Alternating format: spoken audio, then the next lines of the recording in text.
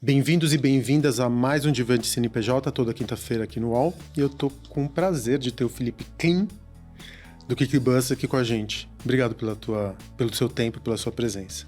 Eu que tenho que agradecer por ter essa oportunidade de falar um pouco aqui da Buzz.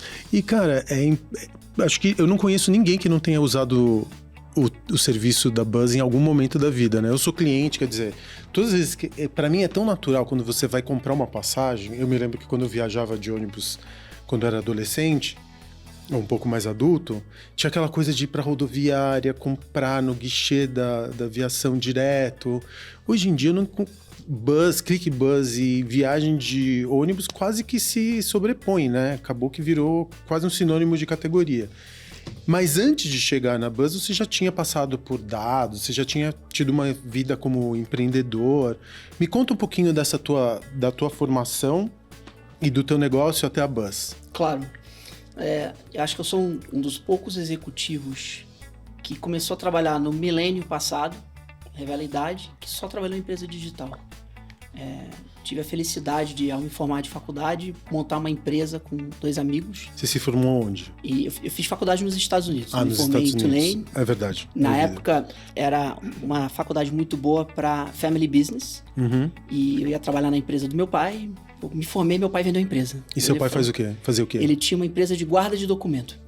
Então, naquela época, hoje é tudo digital, uma realidade totalmente eu já usei diferente. essas empresas de guarda de documentos também. A legislação exigia a manutenção de documentos por 5, 10, algumas vezes 20 anos. Mas aí isso claramente já mostra, Facundo, a minha família é uma família de empreendedores. A minha avó veio meu avô veio da Alemanha, minha avó veio da Áustria para o Brasil, e cada um montou sua própria empresa assim também. Então, meu pai montou a empresa, eu venho de uma família empreendedora e eu sou um nerd de carteirinha. Apesar de não ser formado em engenharia, eu sempre fui um curioso e autodidata. Aprendi a programar com 14, 15 anos de idade. E gosto muito de programar, gosto muito de tecnologia. Eu gosto de abrir o capô e entender o que está acontecendo. Então, alma de engenheiro, né? Isso. Eu sabia que ia trabalhar com tecnologia. Então, em 99, a gente montou a empresa, chamava-se Predicta. Era a primeira empresa de Martech, Marketing Technology, no Brasil.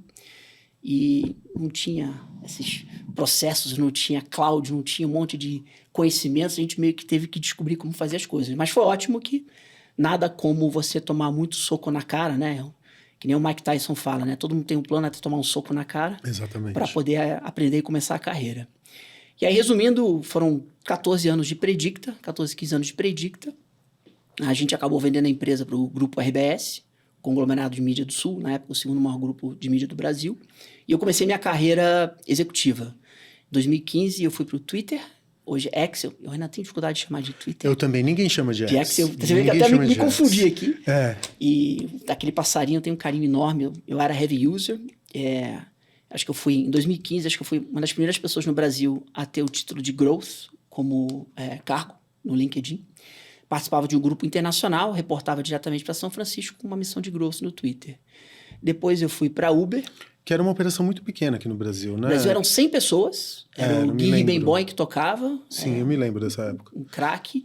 E na verdade, eram 103 pessoas. 100 pessoas focadas na área comercial e 3 pessoas focadas em produto e growth, que era o meu time. Uma curiosidade, por que você vende uma empresa e resolve continuar uma carreira corporativa? Por que você faz essa mudança? Porque muitos empreendedores que eu conheço pegam dinheiro de uma empresa e abrem mais 3. Ou vão tirar um sabático de 3, 4, 5 anos e depois investem em em outro projeto. Por que você quis voltar para o mundo corporativo? Na verdade, entre um e outro eu tive um hiato. Foram mais ou menos 8 meses. A minha segunda filha tinha acabado de nascer, então consegui aproveitar um pouco ali de tempo com família. E, na verdade, o Twitter veio a mim. Eu tive a sorte, felicidade de conhecer uma das pessoas na área de recrutamento. E eles estavam buscando um perfil empreendedor para esse novo time de crescimento. E eu falei, poxa, se tem uma empresa do qual eu queria poder trabalhar, seria o Twitter. É uma empresa capital aberto, baseada em São Francisco, tecnologia, rede social, mas uma rede social mais pegada ao tempo real, a comunicação de notícias e menos de relacionamento e tudo. Então eu falei, bem, essas oportunidades não acontecem por acaso. Vamos batem uma vez na vida na tua porta, isso, né? e foi uma experiência incrível. Participei de o meu time era um time que eram 8 países, que era justamente a tese de crescimento fora dos Estados Unidos. Então, eram executivos 40 a mais, vindo de consultorias ou de outras empresas, na Europa, na Ásia, na Austrália e na América do Sul. Acho que nas Américas, o único era o Brasil mesmo. E era um time que a gente se reunia a cada 3 meses em algum lugar e tinha os desafios. Como é que a gente pega essa plataforma que estava estagnando o crescimento naquela época e muda a tendência de crescimento. E o que você carregou da tua vida de empreendedor para o Twitter naquela época? O desafio que o Twitter estava buscando de crescimento, ele era quase que uma área apartada da organização. Então, tem uma hora que, apesar de reportar para o CFO durante um tempo, era uma área apartada de produto, apartada da área de marketing, que conseguia gerar insights das audiências únicas de cada país, as características de cada país.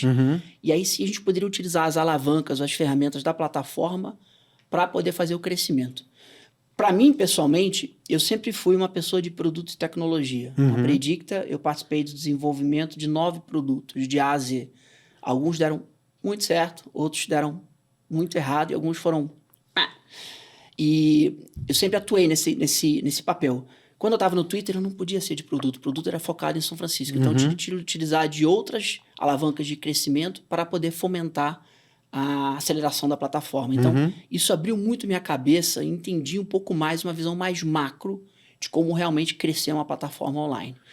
E, enfim, não é que a gente também não podia utilizar dos recursos de produto. Então, acho que um dos produtos que tinha sido lançado lá, que acho que era o Moment, se eu não me engano, que lançou o primeiro país foi nos Estados Unidos e o segundo foi o Brasil. Que a gente conseguiu pleitear que o Brasil tinha uma característica, que aquele produto tinha um fit adequado. Uma característica cultural. Isso, e era como se fosse um Twitter com curadoria. Eu brinco, né? O Jack, que era o fundador do Twitter, ele comparava o Twitter a uma bicicleta. Ele falou assim, putz, para você aprender a usar o Twitter, você vai cair, você vai se machucar, é difícil. Mas depois que você aprende a andar, é uma delícia. E eu falava que o Moments era rodinha de bicicleta pro Twitter. Então você conseguia justamente facilitar o onboarding. Então essa visão mais ampla de não só focar em cima do produto para uma metodologia de growth, eu odeio falar as palavras em inglês, de crescimento de plataforma assim também, acho que para mim, pessoalmente, foi um aprendizado bem oportuno. E não te frustrava, por um acaso, desculpa insistir nesse ponto, porque uma vez que você é empreendedor, às vezes você tem tanta liberdade para tomar as decisões, não depende de muita gente, você é o dono da tua própria empresa, você sabe quais são as consequências das suas decisões, você colhe os louros, mas às vezes também, como você disse, teve projetos que não saíram como você planejou. Mas você é o centro de tudo que está acontecendo. E quando você vai para uma corporação é meio que... Eu trabalhei em algumas corporações, eu gosto de compará-las com cortes medievais, porque você tem o duque, você tem o vice-rei, você tem uma relação política entre os cargos que muitas vezes se dispersa energia nisso. Não te frustrava um pouco sair de uma empresa onde você tinha completo controle e ir para uma empresa que tinha uma organização piramidal? Foi uma mudança, de fato, de ser dono de negócio para ir para uma empresa corporativa com ações na bolsa, mas, ao mesmo tempo, essas fricções, que eu posso chamar assim, esses desafios, esse stakeholder management que você precisa fazer numa empresa, ela acontece no mundo inteiro. Então, mesmo a Predicta, eu sendo um dos acionistas da Predicta, eu tive um investidor. Eu tive que reportar resultados, tive governança ali também. Então, a gente teve um pouco ali de facilitação.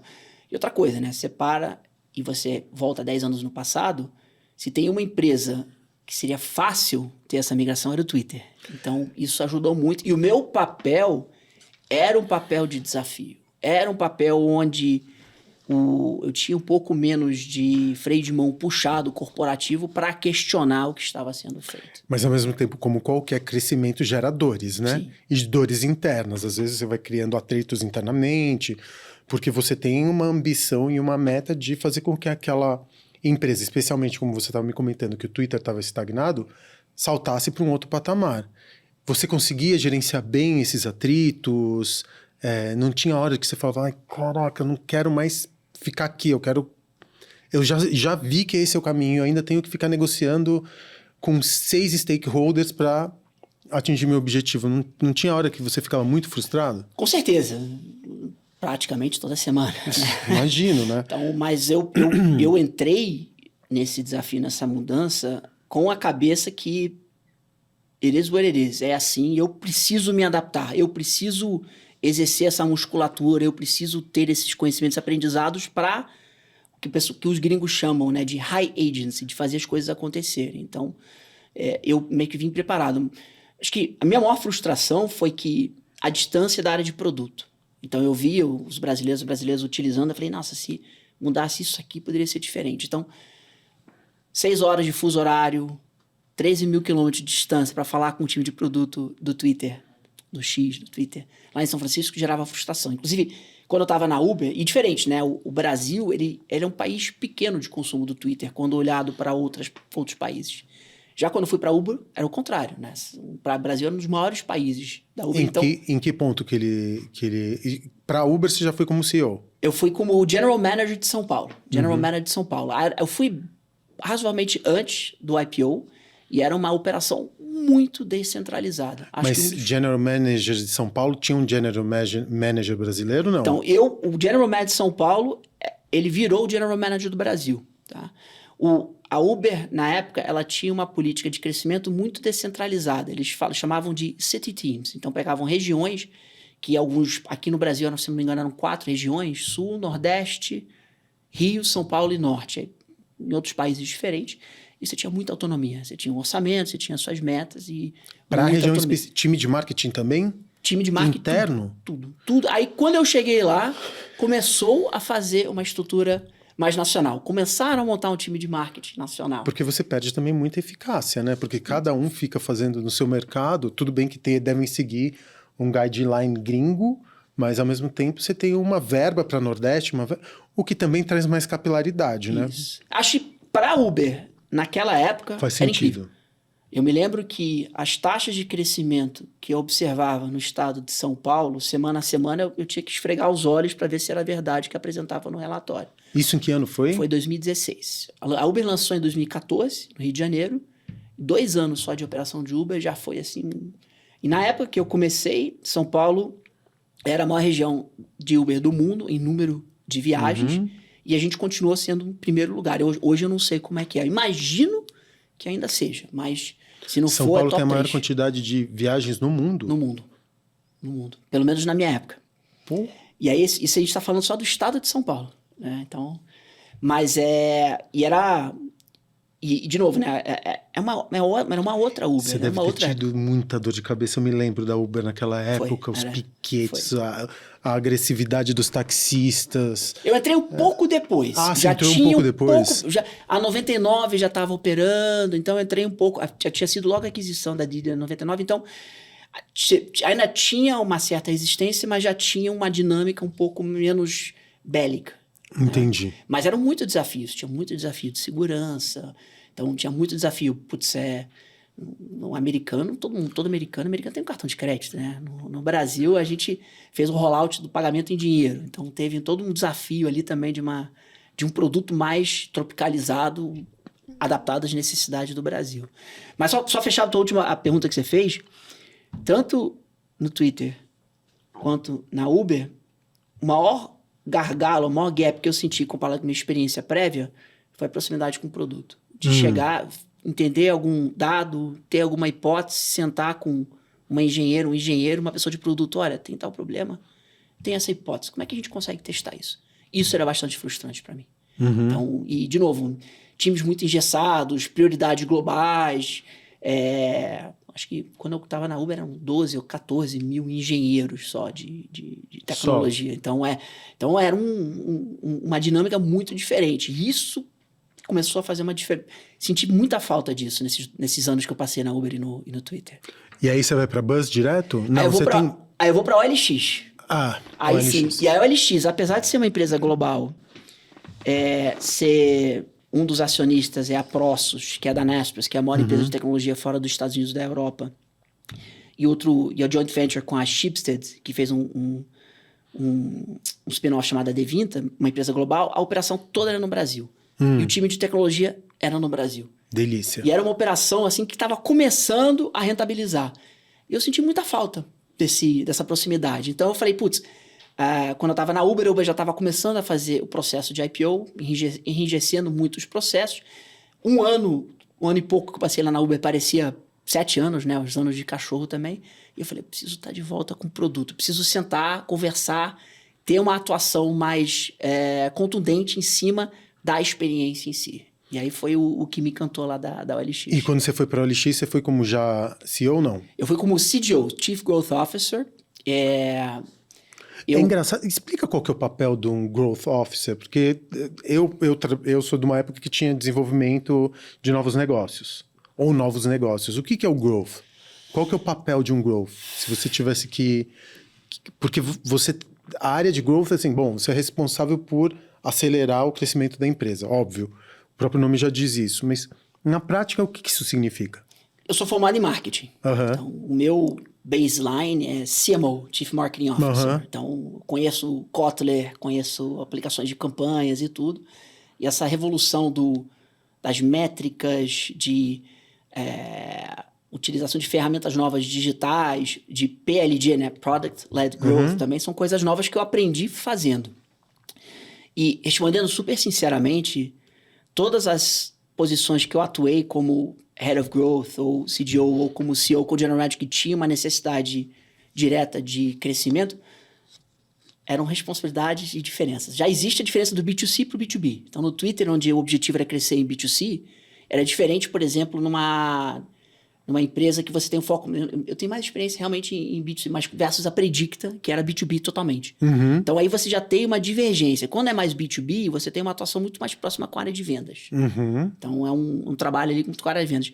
Já no B2C, você atua mais ali ou muitas vezes marketing reporta para growth, ou growth reporta para marketing, aí depende muito do perfil do histórico da empresa. Mas por que se dividem as duas áreas? Por que growth e marketing, né, como um leigo aqui falando...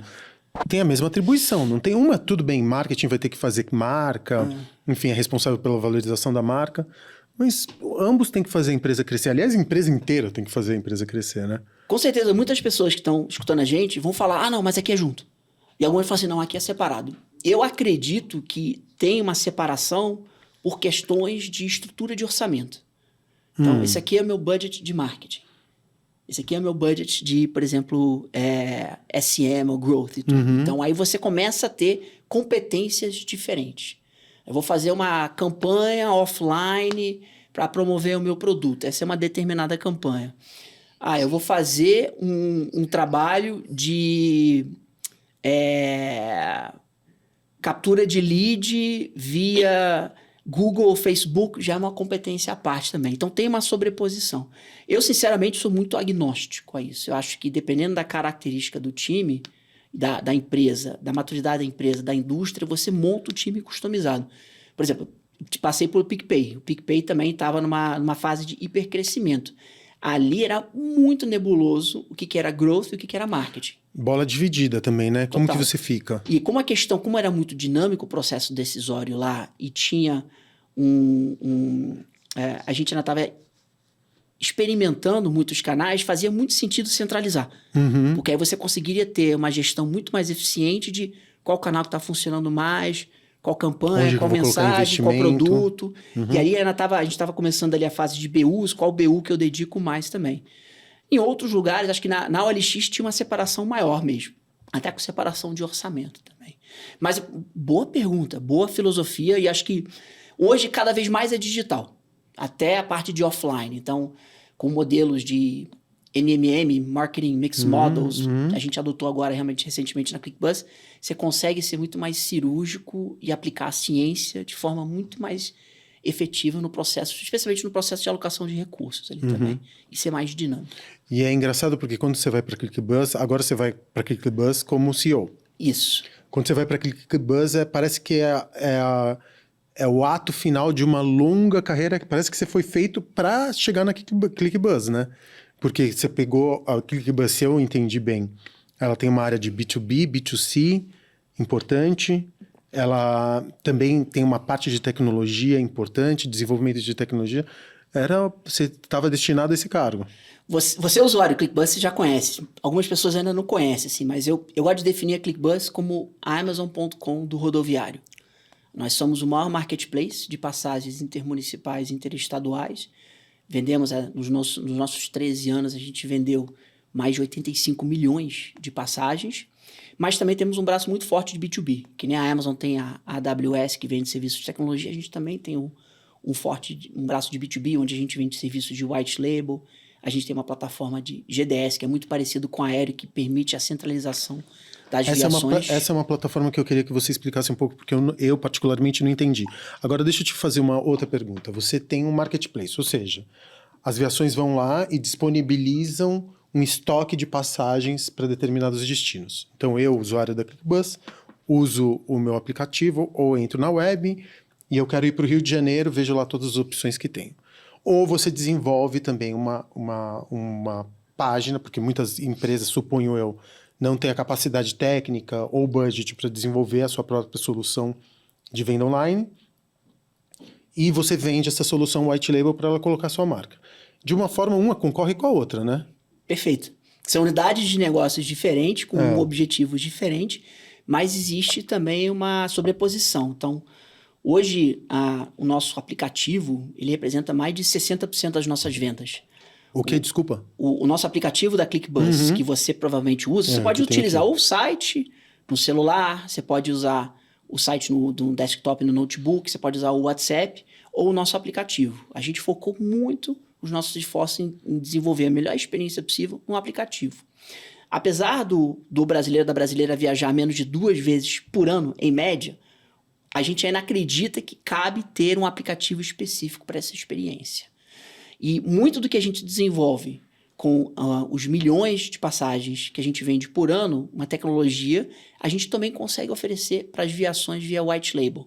Então, de novo, né, o mercado rodoviário ele é muito diferente do aéreo. No Brasil, nós temos 3 linhas aéreas. O mercado rodoviário são quase 200 a 300 empresas no Brasil e muitas vezes com atuação muito regional, que não tem um acesso a capital para ter um time de tecnologia preparado para oferecer o que esse mundo digital e agora com inteligência artificial precisa para as demandas dos clientes hoje em dia. A essa altura do campeonato, a pergunta que o empreendedor precisa se fazer não é mais será que eu devo usar IA no meu negócio, mas sim de que forma eu devo usar IA no meu negócio. Esse é o Papo de Especialista PagBank. Bom, se aplicada de forma assertiva e acompanhada de perto, a inteligência artificial pode sim se tornar uma aliada para sua empresa, principalmente otimizando processos que antes demoravam horas, dias ou até semanas. Se você tem uma pequena ou média empresa ou um quadro de funcionários reduzido, mas precisa de um poder de análise potente e eficaz, a IA pode ser uma boa pedida. Então se liga nessas dicas. Primeiro de tudo, saiba o que pedir. O prompt, ou seja, os dados que você vai fornecer para a IA e o guia de estilo da sua marca ditam muito os resultados. Então gaste tempo pensando nesses pontos e alimentando a IA da forma correta. Identifique seu maior gargalo e crie workflows. Enquanto você se preocupa com o operacional, a IA trabalha com a parte mais burocrática, como automação de e-mails e atendimento ao cliente, por exemplo. O acompanhamento de estoque é o seu problema? Bom, tem ferramentas de IA que já conseguem emitir alertas de compras automaticamente para garantir que seu estoque esteja sempre em ordem. E para mim, o mais importante, personalização. As ferramentas de análise preditiva pesquisam os comportamentos dos seus clientes e indicam a melhor promoção, cupom ou até disposição da vitrine virtual. Tudo de acordo com os hábitos de compra de cada um deles. Ou seja, existe uma ferramenta de IA para auxiliar no fluxo de trabalho de cada empresa. Mas, para todas elas, existe uma única solução, que é prática, segura e acessível, e ajuda a vender mais e pagar menos. PagBank. Especialista em negócios brasileiros, o PagBank é o parceiro ideal para todo empreendedor. Oferece soluções completas para o seu negócio vender mais, tem maquininhas com preço imbatível e as melhores taxas do mercado. Além de receber o valor das vendas na hora, quanto mais você vende, menos taxa você paga. Não perde tempo e pede já a sua. PagBank, especialista em negócios brasileiros. Agora eu entendo por que você valorizou o mobile, Porque grande parte... Eu, por exemplo, acho muito desconfortável fazer qualquer tipo de compra no mobile, mas eu tenho um computador. Sim. Né? E eu imagino que boa parte da classe C, D, B, não tem à disposição um laptop, e aí o celular é o lugar onde ela vai fazer essa compra. Tô certo? Sim, está certíssimo, mas existem diferentes segmentos com diferentes demandas. Eu sou usuário assíduo da ClickBus. Como carioca morando em São Paulo, eu consumo bastante o rodoviário também, especialmente quando eu vou viajar sozinho para o Rio. Encontrar minha família vai antes ou vai depois. Hoje, eu uso o aplicativo e eu consigo, via a nossa interface de inteligência artificial, comprar passagem quase que em segundos. Então, mesmo com o desafio de um dispositivo móvel versus o computador, muitas vezes as pessoas acham que a compra é uma compra mais complexa, a interface hoje, o conversacional hoje, a gente está muito evoluído. Então, temos até uma interface de WhatsApp. Então, tem usuários que optam por fazer a compra só via voz. Ou que realmente eu uso a nossa interface de inteligência artificial. Eu boto assim, Rio, domingo, à tarde, leito cama, e se estiver muito caro, me diz o preço de segunda. Aí ele já traz todas as opções, eu já clico e fecho a conversão. Então, mas e o cartão? O cartão já está salvo no Já está salvo. Essa é a vantagem do aplicativo também. Apesar de você poder ter uma conta e também usar o cartão salvo no site, essa é uma das vantagens, né? Nós somos uma das poucas plataformas que, inclusive, você consegue fazer a compra sem estar logado. Então, aí você relacionando a um ponto que você colocou antes. Cicatrizes de crescimento, né? Em algumas empresas que eu trabalhava, a palavra fricção é um palavrão. Sai fricção, não pode fricção. Então, a gente hoje deve ter algumas centenas de testes acontecendo nas nossas plataformas, entendendo qual é a melhor experiência e equilibrando a melhor experiência, trazendo vetores como segurança, como confiabilidade, mas também tentando tirar a fricção. Então, e aí o que a gente faz? A gente trabalha muito a parte de personalização. Diferentes segmentos de compra vão ter diferentes demandas, vão ter diferentes características e a gente tenta fazer o caminho mais personalizado possível. E você, como CEO hoje, grande parte do tempo que você investe é em produto? Sim, dedico muito tempo. Acho que é muito importante. Dedico muito tempo entendendo as demandas do cliente. E aí, de novo, eu tenho os clientes que são os viajantes, e tenho os clientes que são as viações, e eu tenho os clientes que são os parceiros que também vendem passagens. Quais são os desafios que você encontra hoje para fazer com que o brasileiro vá para o digital de uma vez por todas? Porque ainda se vende muita passagem guichê de rodoviária? 60%. Incrível, né? Nesse mundo digital. Então, quando você pega um Brasil, que é um país continental, onde você tem diversos casos de uso, né? Turismo, depois da pandemia as pessoas com o modelo híbrido de trabalho elegeram morar um pouco mais distante, podem estar utilizando do rodoviário para 1 ou 2 dias que tenham que vir trabalhar no escritório também. Então você tem uma série de casos de uso, série de segmentos da população, série de regiões dentro do Brasil diferente, né? Recentemente a gente fez um trabalho ali muito no norte também, e vê a importância do transporte fluvial e a integração desse modal para o rodoviário também, que eu, sentando aqui em São Paulo, não imaginaria também. Então, os desafios, especialmente o hábito de comprar na rodoviária, são hábitos que a gente está tentando gerar mais valor. Vou dar um exemplo no caso de uso que a gente está trabalhando agora. Eu sou uma pessoa que moro perto de uma capital. Posso pegar, sei lá, Petrópolis, Teresópolis para o Rio, Campinas, Jundiaí aqui em São Paulo, e eu venho trabalhar 2 vezes em São Paulo e eu vou lá na rodoviária porque eu não sei exatamente que horas que eu vou chegar, meu Uber atrasou, eu preciso chegar cedo. Então, se eu comprar ali na hora, eu sei que eu posso pegar o próximo ônibus. E a gente começou a identificar essa jornada, identificar as dores, e usando a tecnologia, a gente está trazendo uma experiência muito melhor, onde através da localização do aparelho celular, a gente consegue saber quando é que a pessoa está chegando. A gente já tem as preferências, se a pessoa gosta de sentar na janela, em qual assento, longe, perto do banheiro e tudo. E através da tecnologia, a gente está mudando essa jornada para esse usuário que a gente chama de super recorrente, que utiliza do intermunicipal, para poder oferecer uma proposta de valor melhor do que comprar no guichê. Então, a pessoa hoje tem aquele vício. Eu não vou comprar no guichê porque se eu comprar no digital, depois mudar um saco, aí vai que eu quero ir com a outra empresa. Toda essa fricção a gente está fazendo de uma forma transparente, inteligente, que é o seguinte, está aqui o seu QR Code que você vai apresentar na plataforma X na hora que você está chegando ali na rodoviária. Então, as dores ou os desafios do digital, a gente enxerga, identifica aquele segmento específico, qual é a dor, e atua especificamente para aquele propósito, para aquele objetivo. E deixa eu te fazer uma pergunta. Você hoje tem o Buzz no teu nome, mas você se vê como uma plataforma de transporte rodoviário ou você tem uma impressão de que, vamos falar de um futuro, você vai falar de mobilidade independentemente de como seja feita essa mobilidade? Micro trajetos, trajetos que são feitos, porque aqui no Brasil também tem um país muito continental, então você normalmente para fazer um trajeto você precisa pegar vários meios de transporte, né? Especialmente se você vai Brasil adentro, você vai precisar de um Uber, aí você vai chegar na rodoviária, ou você vai de carro, ou você vai de ônibus, ou você vai de metrô. Você pensa só nesse limite do ônibus de ponto a ponto, ou você pensa como CEO na jornada completa? Você está com um sorrisinho no... Não, essa pergunta é de R$1 bilhão.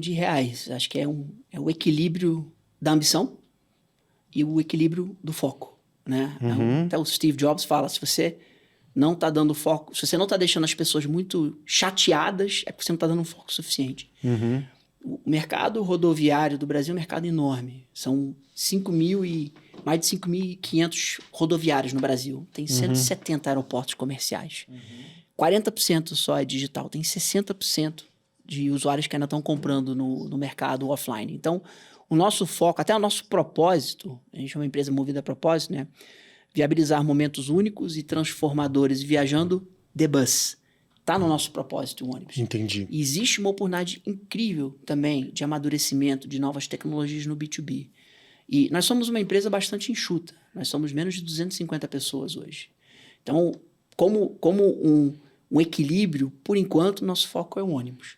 A gente faz uma série de experimentos com outros modais dentro da cadeia de valor, dentro da experiência. Então, inclusive, a gente tem 3 frentes hoje de inteligência artificial focado no B2C. E uma delas é na parte de discovery. Para onde eu vou? Quando eu vou? Como é que eu vou? Então, a gente está começando a fazer umas experimentações. Mas o cerne da empresa é o ônibus. Acho que um dos nossos objetivos estratégicos também é cada vez mais melhorar a experiência e fazer com que as empresas gerem mais eficiência. Você olhando para o mercado de aéreo, você, por exemplo, já pensou em implementar um programa de milhagens? A gente se inspira muito em outros modais, melhores práticas. E tem características que fazem sentido a gente ter essa inspiração e construir em cima dos ombros gigantes e outras coisas que a gente inventa nossa. Então, a gente estudou muito a questão de fidelidade e fizemos dezenas de testes. E ano passado a gente lançou o Clube ClickBus, que a gente viu que o modelo do iFood, de entrega de comida, tinha muito mais compatibilidade e aderência através de cupons do que o modelo de fidelidade. De, por exemplo, milhas. Então, a gente lançou esse modelo. Está dando muito certo. E como funciona? Desculpe, me filho. É basicamente uma compra de cupons. Você, se não me engano, o primeiro plano custa R$5 e você compra 5 cupons de até 20% de desconto. Que você vai usando nas suas viagens, independente. Acho que a validade é 30 dias, eu não tenho certeza assim também. Mas para quem viaja com frequência, faz muito sentido você se aderir ao clube. Além de outros benefícios que a gente oferece também. E eu tive uma escola lá no PicPay do cashback. Para mim é uma ferramenta muito poderosa de fidelização também. A gente implementou a gente também tem o programa de cashback na ClickBus. Então você faz uma compra, você ganha aquele cashback que você pode usar numa passagem no futuro também. E eles funcionam de forma simultânea. Então você tem o benefício de um clube, o benefício de um cashback. A gente também tem um produto chamado Click Oferta, onde a gente quer incentivar a compra de passagens antecipadas. Isso é um desafio da indústria. A indústria, hoje na plataforma da ClickBus, 56% das passagens são vendidas em até 48 horas antes da saída. Muito em cima. Isso digital, né? Fora os 60% que não compram na rodoviária. E a gente trabalhou junto com as viações de oferecer preços mais agressivos, que é o super comum no aéreo. Mas aí utilizando matemática, utilizando a ciência de comprar antecipado. E aí, com esse produto, a gente conseguiu mudar o hábito e agora os usuários estão comprando, em média, 12 a 13 dias antes da viagem. Ou seja, 6 vezes mais. Mas o preço é flutuante também? Sim, o preço é bastante dinâmico. Até porque, desculpe-me, dinâmico. até porque o preço da passagem de ônibus, quem define é a aviação. A gente ganha uma comissão em cima. Já no Clique Oferta, a gente combina alguns descontos que a gente pode aplicar junto. Mas se a aviação ela é muito agressiva no desconto, o rebate também é menor, ou é uma taxa física? Não, é percentual. A gente tem uma visão de parceria com as viações.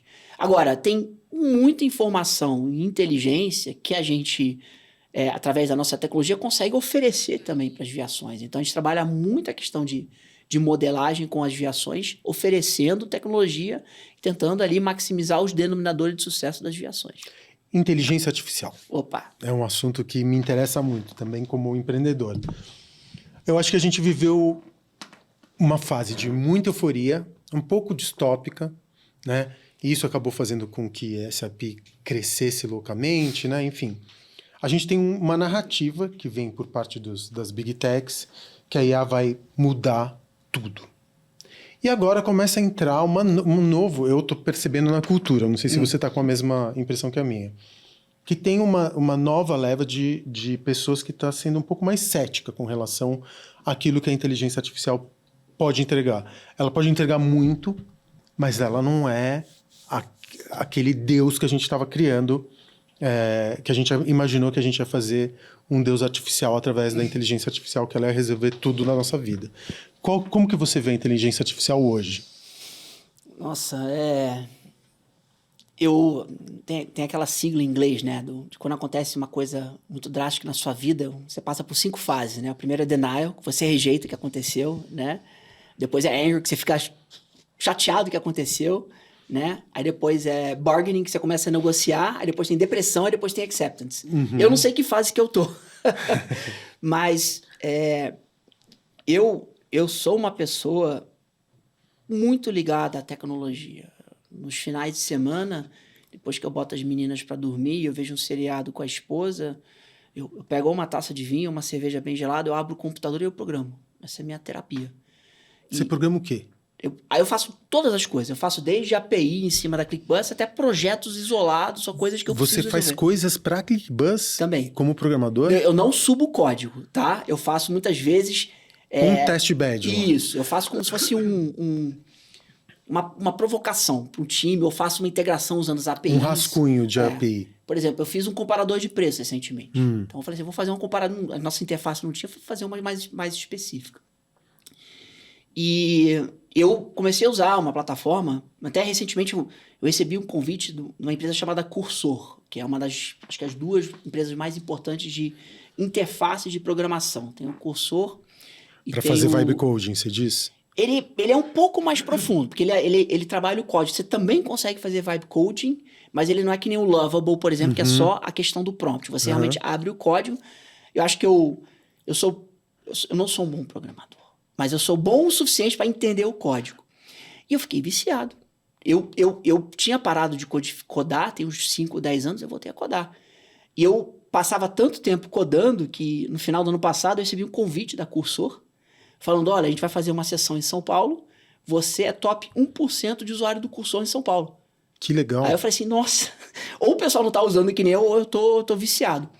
Mas eu acho que eu consigo, dado minha experiência técnica, a me aprofundar um pouco mais e ter um entendimento um pouquinho mais técnico e aplicado a negócios. Então, acho que esse é vamos dizer assim, uma fortaleza que eu tenho da experiência. Você conhece a ferramenta. Eu consigo fazer com que a ferramenta gere o produto final ali também. Entendi. Acho que esse é o diferencial. E acho que eu dedico muito mais tempo meu para entender as ferramentas versus escutar outras pessoas ou ler artigos e tudo. Então, pelo menos um pouco de conhecimento de causa. E eu concordo com o que você falou. Tem muita coisa que vai mudar bastante, e a gente já vê isso dentro da empresa, e tem muita coisa que não vai mudar, é o pêndulo só. As pessoas estão ficando... vai ter agente para tudo. Não, tem muita gente que ajuda bastante, mas tem muita coisa que acho que o ser humano vai ter que ter uma participação ativa.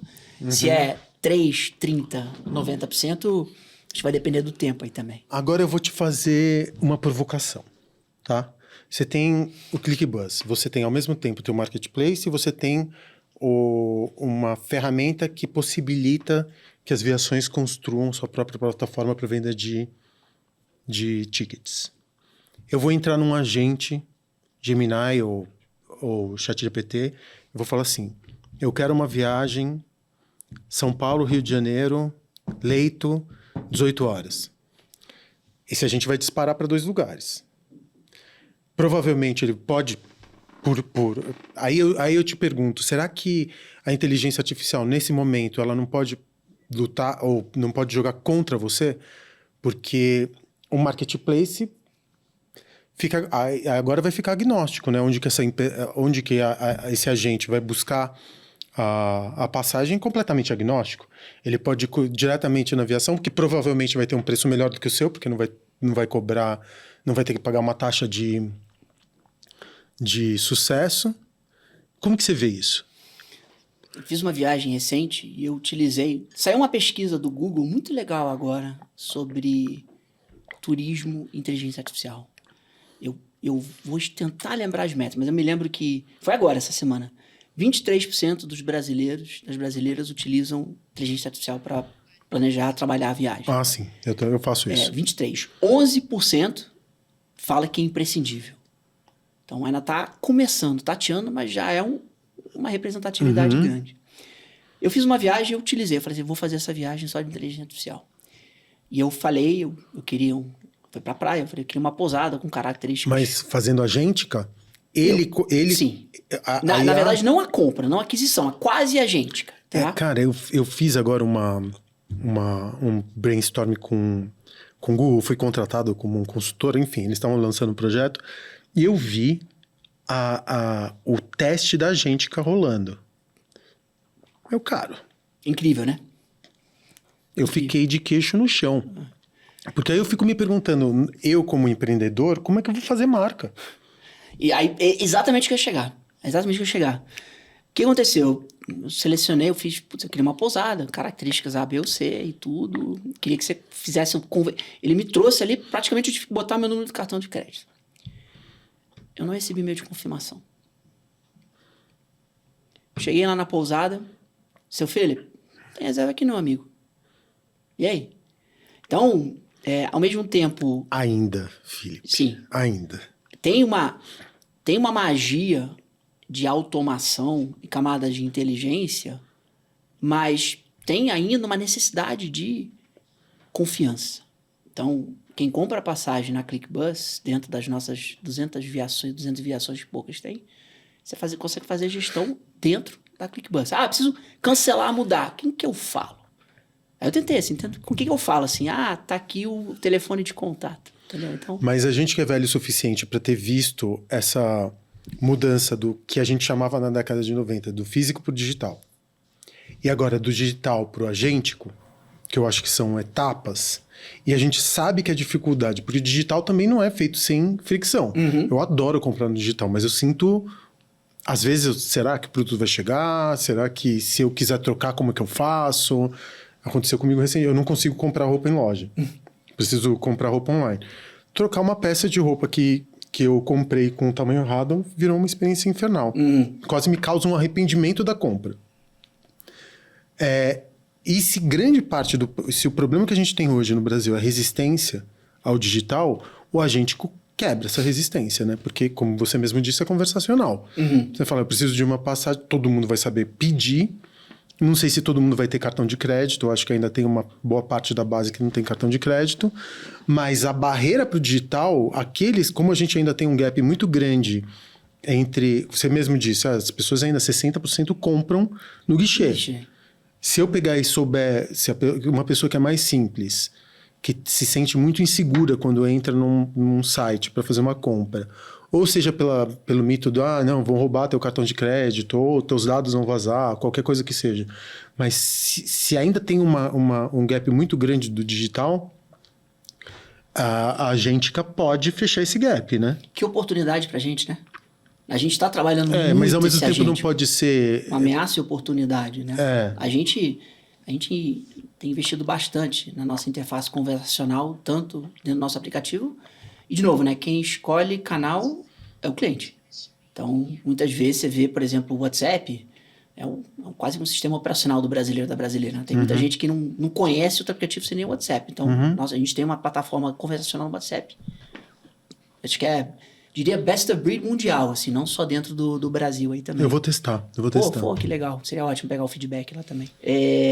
Cara, tem muita coisa mudando, mas você vê, né, que por que no rodoviário a adoção se você fizer um benchmarking de adoção de compras digitais, com certeza existe um gap enorme no rodoviário.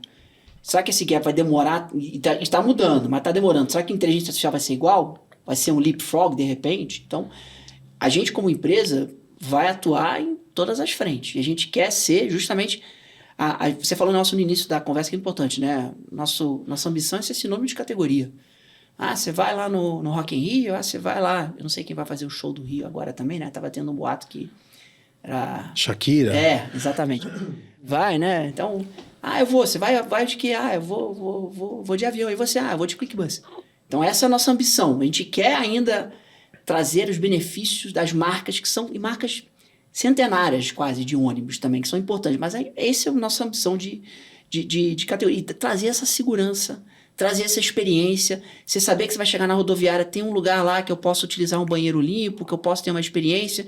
Se eu tiver algum problema na minha passagem, eu sei que vai ser resolvido na hora. Não preciso esperar nem nada. Mas não tenho cartão, vai me trazer crédito, eu estou no limite, não consigo comprar. Não, tem lá a nossa carteira. Então o desafio é, como é que a gente consegue utilizar a tecnologia para maximizar a experiência, seja ela agêntica, não agêntica, inteligência artificial, localização de mobile, para fazer com que o modal cada vez mais cresça e a gente consiga realmente fazer um aumento assim, da quantidade de viagens. E tem muita coisa sendo escrita agora, no futuro. Né? A gente não sabe o quão seguro é, o quão não seguro é, mas a gente está fazendo essa experimentação. Ano passado a gente investiu 15 milhões de reais em inteligência artificial. E Para onde foi esse investimento? A gente faz primeiro um trabalho de automação interno, uma coisa que a gente faz de automação. Então, por exemplo... De atendimento ao público. Não, interno mesmo, dentro da empresa. Então, processos internos. Então, por exemplo, tem determinadas passagens com benefícios, você tem que fazer uma comprovação de documento. Essa comprovação de documento a gente criou um sistema de inteligência artificial que faz automaticamente com os sistemas de governo. Então, esse é um sistema que antes precisava de um processo manual, hoje ele é 100% automatizado. E isso em todas as camadas, no nosso marketing. Então, a parte de criação, utiliza inteligência artificial para criar criativos diferentes. O nosso time financeiro automatiza processos de cobrança. O nosso time de produto automatiza testes, experimentos e tudo. Então, esse foi parte do investimento.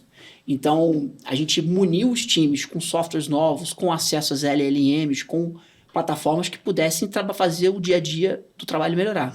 E a segunda parte foi no que toca o cliente. E aí sim, a gente fez algumas apostas. Uma das apostas que a gente fez foi que o futuro da interface é conversacional.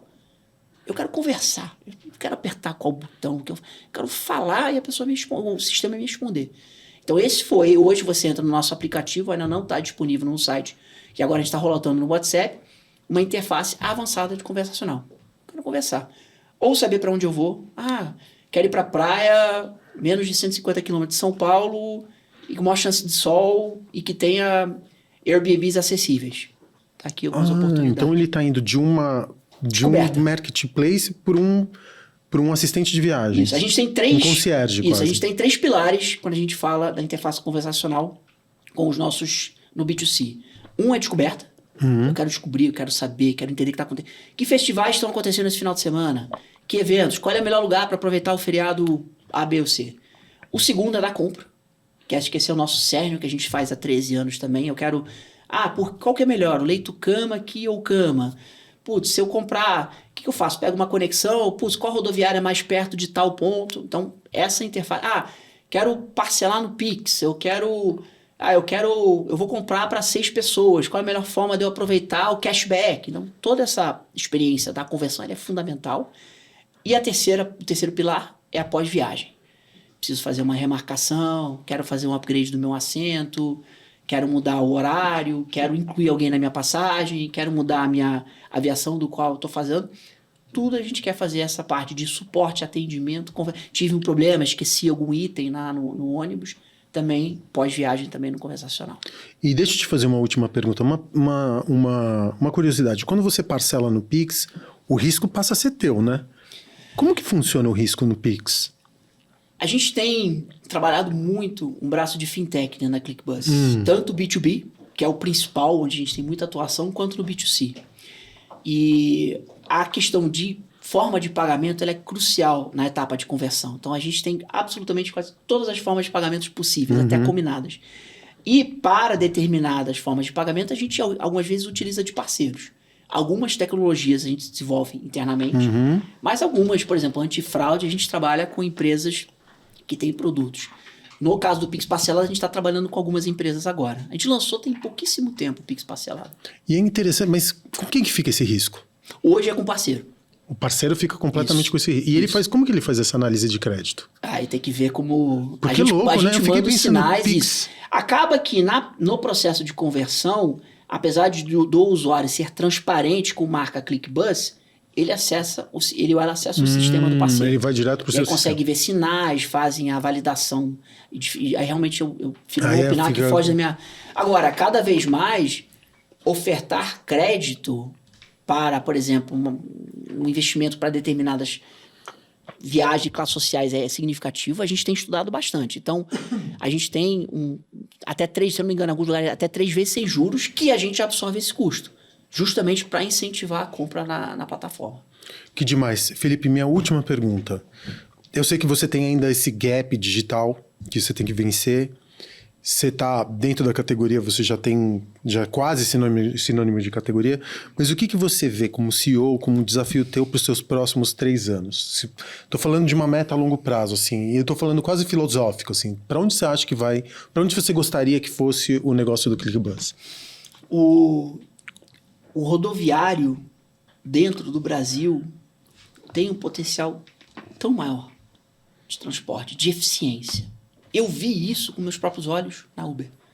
Então, existe uma oportunidade de oferecer aos brasileiros e brasileiras uma oportunidade de viajar muito mais. E isso, a gente quer ser um dos principais protagonistas, mesmo sendo uma plataforma digital, mas utilizar a ciência, utilizar a marca, para que a gente possa crescer a indústria como um todo. E claro, a gente quer tombar a parte do offline para o online, ainda existe um mercado bem grande. E outra coisa são poucas as empresas globais que têm ferramentas e conhecimento tão avançado quanto a ClickBus, porque não são tantos países que têm uma malha rodoviária de ônibus tão grande. Então, hoje, eu não quero parecer que a gente está se achando, mas tem muita tecnologia que a gente desenvolveu aqui no Brasil que fizer comparações com outros países estão bem atrás. Então, a gente tem um plano também de internacionalização aí nos próximos 3 anos. Para países mais continentais, Índia, que tem características. Na verdade, como é agnóstico, como a gente já sofreu essas cicatrizes, investiu na tecnologia, não precisa ser um país tão grande assim. Sabe? Porque as tecnologias a gente já tem o nosso, que eles chamam de OTA, que é o... A marca serve para qualquer mercado. Exatamente. E a ClickBus até nasceu do plano global lá atrás. 13 países. Aí depois eles viram que a necessidade de criação de tecnologia naquela época era diferente. Hoje a gente já tem todas as ferramentas. Então, a nossa capacidade, tanto de expandir no B2B, quanto no próprio B2C também, ele é muito mais fácil hoje em dia. E acho que a gente vê, por exemplo, são poucas as plataformas que têm uma adoção de mais de 50% do app, independente da categoria, até e-commerce. Isso a gente tem.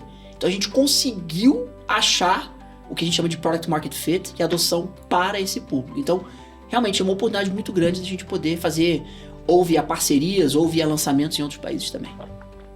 Felipe, muito obrigado, viu?